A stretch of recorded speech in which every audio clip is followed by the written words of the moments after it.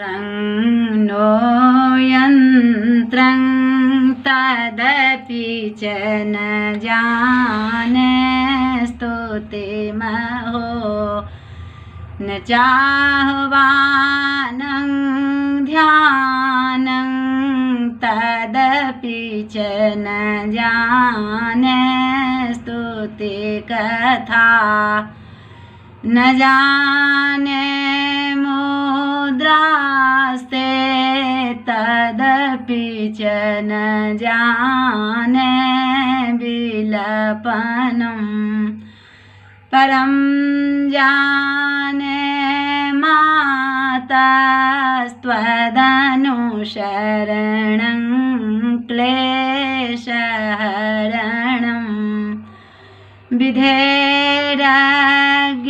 विधेरज्ञानेन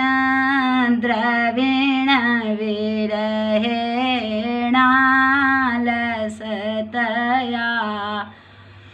विधेया शक्यत्वात् तव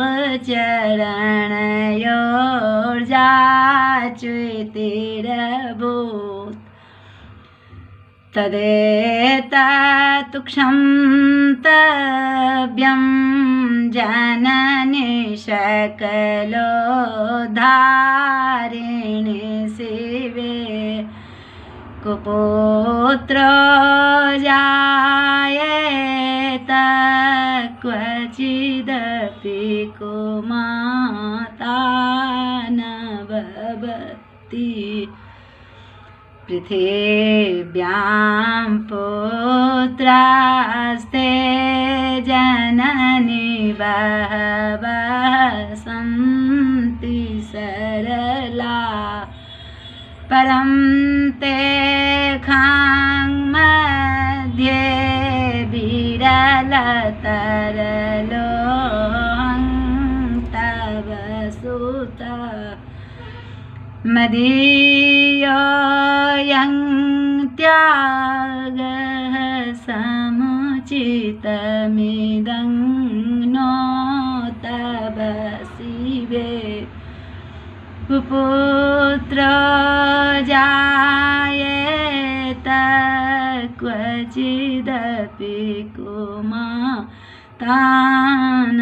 भवति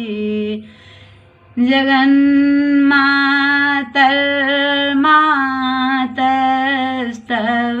चरणसेवा न रचिता न वा दत्तं देवी द्रविणमपि भूयस्तव मया तथापि त्वं स्नेहं मयि निरुपमं यत्प्रकुरुषे कुपुत्रो जायेत क्वचिदपि कुमाता न भवति परित्यक्ता देवा विविधसेवा कुलतया मया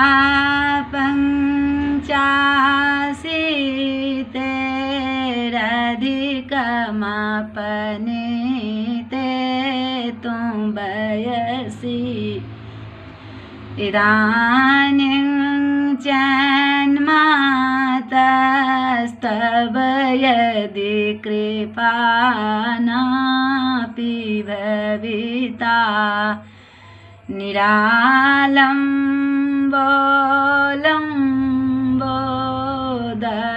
निरालम्बोलम्बोदरजननि गञ्जामि शरणं स्वपाको जल्पाको भवति मधुपाकोपमगिरा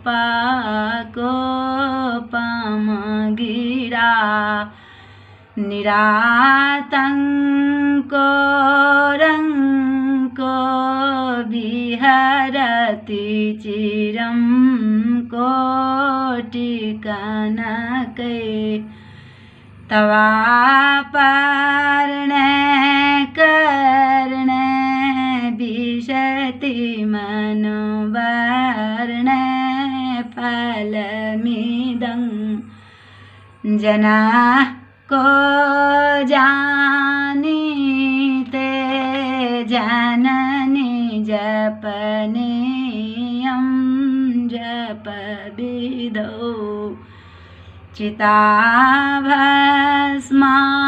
चिताभस्मालेपो गरलमसनं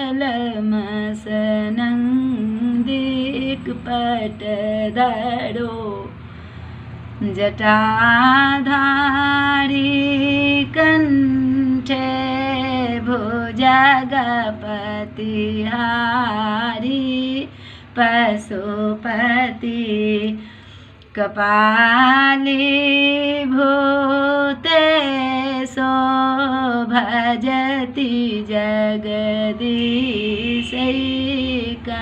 जगदीशैकपदवीं भवानी त्वत्प्राणी ग्रहण परिपाटी फलमिदं न मोक्षस्याकाङ्क्षा